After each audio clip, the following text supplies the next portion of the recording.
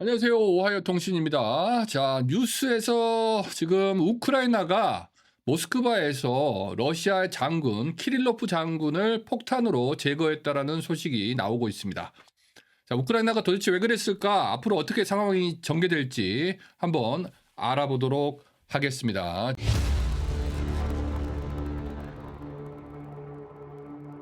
어떤 일이 벌어졌느냐? 일단 거기부터 한번 설명을 해보겠습니다.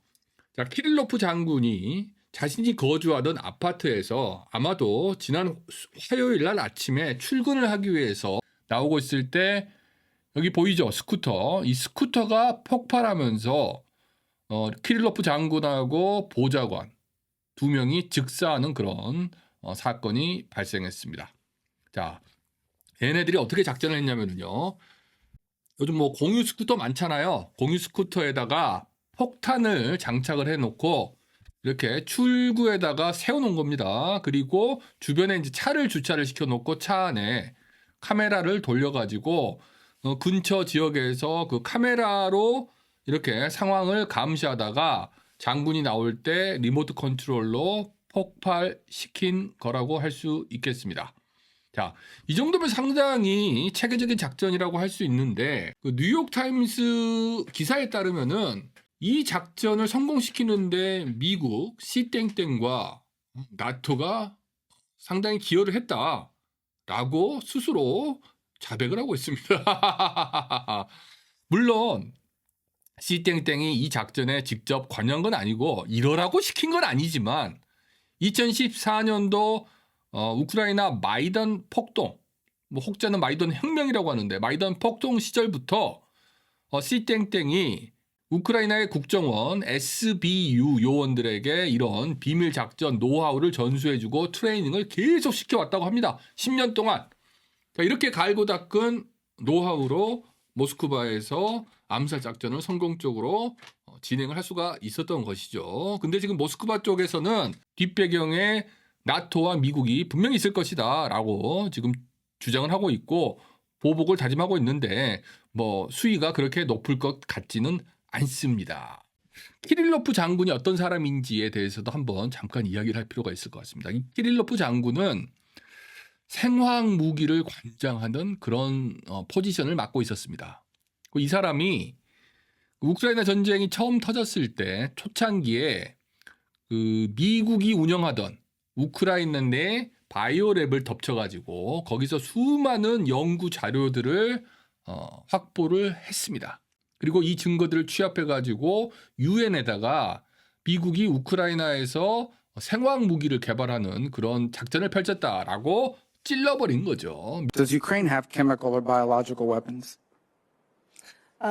Ukraine has biological research facilities, which, in fact, we are now quite concerned Russian troops, Russian forces may be seeking to gain control of. So we are working with the Ukrainians on how they can prevent any of those research materials from falling into the hands of Russian forces should they approach. I'm sure you're aware that the Russian propaganda groups are already putting out there all kinds of information about how they've uncovered a plot by the Ukrainians to release biological weapons in the country and with NATO's coordination.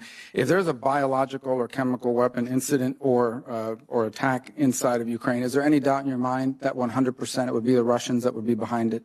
There is no doubt in my mind, Senator, and it is classic Russian technique to blame on the other guy what they're planning to do themselves.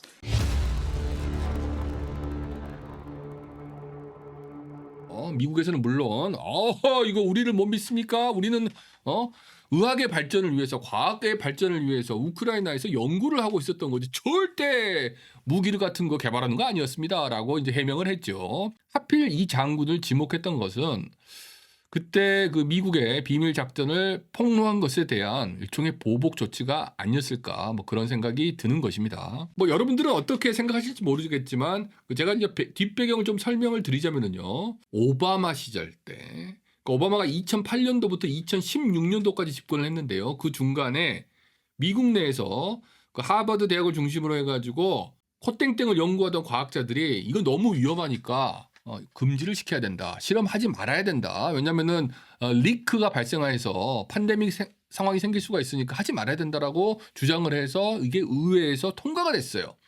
그래서 법적으로 이제 미국 본토 내에서 코땡땡 연구를 할 수가 없게 됐습니다. 자, 그러면은 과학자들이 순순히 그래 연구 못하니까 이제 그만해야겠네. 내 밥줄 끊겼지만 뭐 딴 거 하지 뭐 이러겠습니까? 안 그러죠. 어떤 식으로든 다른 방법, 탈출구를 찾아내겠죠. 해외에서 이 실험을 할 테니까 돈을 달라. 이래가지고 이제 우크라이나에다가 랩을 만들어 놓고 이런 연구를 했던 것입니다. 이게 단순하게 과학적인 연구였다면 왜 굳이 우크라이나로 갔겠습니까? 자, 여기에는 당연히 C땡땡이 배후에 있다라고 할 수가 있습니다. C땡땡은 이렇게 대학교에 생화학 연구를 지원을 해주면서 이걸 어떻게 하면은 무기로 써먹을 수 있을까? 계산도 할 수가 있는 것이죠. 공공연한 비밀입니다. 자, 이제 이런 군사 기밀을 확보한 것은 물론이고 이거를 세상에 폭로했기 때문에 키릴로프 장군이 그 대가로 목숨을 내놓은 게 아닐까 저는 그렇게 생각을 하고요. 자, 어떻게 이제 푸틴이 대응할지에 대해서 한번 생각을 짧게 해볼 필요가 있습니다. 트럼프가 조금 있으면 집권을 하게 되는데 트럼프는 지금 빠른 정전협정을 원하고 있습니다. 푸틴 입장에서는 뭐 순순히 정전협정에 응하기보다는 물론 오픈되어 있다라고 이야기하지만 뭐 시간은 러시아 편이라고 생각을 하고 계속 전선을 밀어붙여서 땅을 더 확보를 하고 러시아의 핵심적 이익을 보장하는 그 우크라이나의 절대적인 양보, 나토 가입을 포기하는 것 이거를 얻어내야 되는데 트럼프가 이거를 다 선물해 줄 것 같지는 않아요. 그렇게 하면은 본인의 이제 체면이 말이 아니게 되니까. 과연 푸틴이 트럼프의 제안을 타협적으로 받아들일 것인가 이 부분에 대해서 한번 생각해 볼 필요가 있습니다. 그러니까 미어샤이머 교수 같은 경우는 푸틴이 받아들이지 않을 것이다. 그래서 전쟁은 계속될 것이다 라고 이야기를 하는데 또 한편으로는 트럼프가 이제 집권했을 때가 딱 이때가 이제 전쟁을 마무리할 수 있는 좋은 기회이기 때문에 푸틴도 고민이 깊어질 것이다 라고 생각을 해볼 수가 있습니다. 어떤 식으로든 출구 전략을 짜야 되는데 어차피 미국의 딥스 세력은 우크라이나 전쟁을 계속 끌고 가고 싶어 하는 거거든요. 미군이 직접 피를 흘리는 것도 아니고 누군가가 피를 대신 흘려주니까 무한으로 물자와 무기와 돈을 지원해주면서 러시아를 괴롭히고 약화시키는 데 있어서 미국 딥스 입장에서는 전혀 손해볼 게 없단 말입니다. 뭐 텍스가 나가거나 말거나 그건 딥스 군산복합체 입장에서는 알 바 아니죠. 알 바 놉니다. 자, 그렇기 때문에 트럼프가 이렇게 협상에 손을 내밀 때 푸틴도 고민을 하게 될 것이다. 저는 그렇게 생각을 합니다. 그래서 어쩌면은 뭐 확률이 아주 높진 않지만 어쩌면은 푸틴이 어느 정도 선에서 타협을 하고 트럼프랑 대타협을 해서 우크라이나 전쟁을 스탑시킬 가능성도 없지 않아 있다라고 보는 것입니다.